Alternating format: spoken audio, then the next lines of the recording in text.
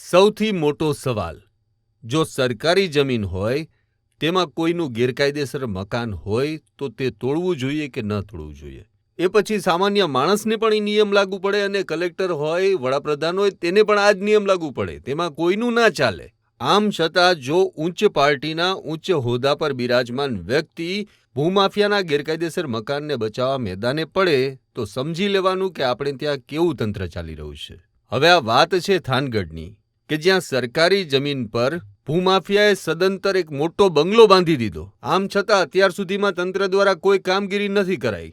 પણ હવે નાયબ કલેક્ટર એસટી મકવાણા જ્યારે મેદાને પડ્યા છે, ગેરકાયદેસર બાંધકામોને દૂર કરે છે, ત્યારે તેમના કામમાં અવરોધ ઊભો કરે છે થાનગઢ શહેર ભાજપ પ્રમુખ મોળુભા ગઢવી. તાજેતરમાં મામલતદારની ટીમ પર ભૂમાફિયાઓએ જે રીતે હુમલો કર્યો, ત્યારબાદ નાયબ કલેક્ટર એસટી મકવાણાએ ભૂમાફિયાઓના દબાણો પર જે રીતે સપાટો બોલાવ્યો છે, તે જ દબાણ હટાવ અભિયાન અંતર્ગત એસટી મકવાણા જ્યારે થાન શહેરમાં એ જગ્યા પર પહોંચ્યા કે જ્યાં ટોટલી સરકારી જમીન પર બંગલો બાંધી દેવામાં આવ્યો અને આ બાંધકામ પાછું ભૂમાફિયાનું છે, ત્યારે થાનગઢ શહેર ભાજપના પ્રમુખ મોળુભા ગઢવી ખુદ મેદાને આવ્યા અને તેઓ નાયબ કલેક્ટર એસટી મકવાણાને વિનંતી કરતા જોવા મળ્યા કે સાહેબ આ મકાન ના તોડો. ત્યારે એસટી મકવાણાએ પોતાના નિયમ મુજબ એકના બે ન થઈ અને આ દબાણ તો હટાવવું જ પડશે તે વાત કરી હતી. સાંભળો બંને વચ્ચેની શું વાતચીત થઈ.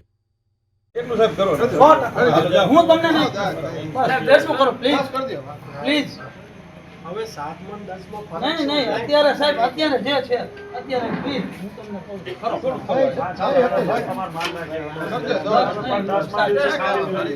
પણ એનું કઈક જે કાંઈ એનું પ્રદર્શન કંઈક કરવાનું થશે પણ સાહેબ પ્લીઝ નમ્ર વિનંતી અમે સમજીએ છીએ અમને રહેણાંક માટે નહીં સાહેબ 100% બરાબર છે.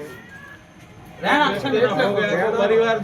માટે નહીં, બધા જેનું બીજું છે ને એ પાડી દો જા. હું કહું છું પ્લીઝ એકના હિસાબે આખો પરિવાર એટલા માટે હું આવ્યો એટલે તમને રજૂઆત એટલે હું રજૂઆત કરું છું સાહેબ કે રહેણાંક માટે કંઈક વિચારો. બીજું તમે એને જ્યાં દંડ આપવો એ આપો. રહેણાંક માટે સરકારી જમીનની અંદર છે બરાબર ખાલી કરું છું.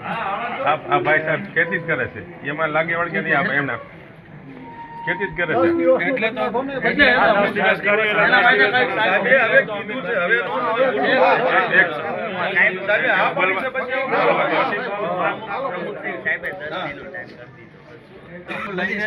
ખબર છે કે એક ભૂલ છે. હવે ભૂલના હિસાબે એક દોષિતના હિસાબે બધાને સાંભળવું સાહેબ. આ ભાઈ ક્યાંય ન હોય તમે 100% આ લાઈનમાં ક્યાંય નો આ ખેતી જ કરે છે સાહેબ. એનું આપણે પાડવા આમનું નામ કે સાંભળ્યું આ ભાઈ મારું એમ કહેવાનું દરેકની જવાબદારી પણ રહે નહીં. ના ના જયપાલ તો અલગ રહે છે, આ એમના ફાધર રહે રમાભાઈ